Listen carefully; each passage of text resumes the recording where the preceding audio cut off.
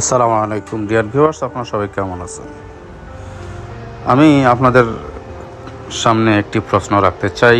সেটি হলো, আচ্ছা, আপনি কাদের খোঁজখবর বেশি রাখেন? কাদের সাথে আপনার যোগাযোগ ভালো? আপনি কাদের সাথে আন্তরিকতাপূর্ণ সম্পর্ক নিয়ে চলাফেরা করেন? একটু ভাবুন এবং সেটার উত্তরটি আমাকে দেন।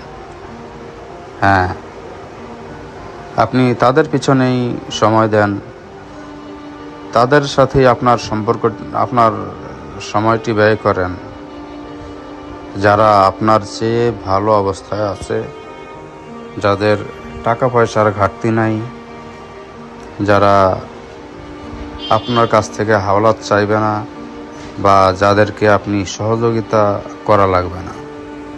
আপনি তাদেরকেই এড়িয়ে চলেন। যারা অর্থনৈতিক সমস্যায় জর্জরিত, হোক না তারা আপনার খুব কাছের মানুষ, খুব আপন মানুষ, রক্তের মানুষ,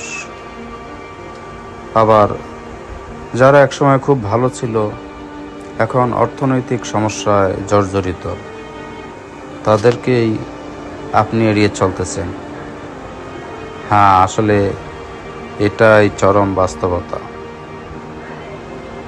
আপনি যখন সমস্যায় থাকবেন তখন কেউ আপনার খোঁজ খবর সেভাবে নিতে চাইবে না। দেখা হলে বলবে কেমন আছেন, দূরে সরে গেলে তখন আর সেভাবে গুরুত্ব দিবে না। আসলে এটাই চরম বাস্তবতা। আসলে এটাই কি হওয়া উচিত?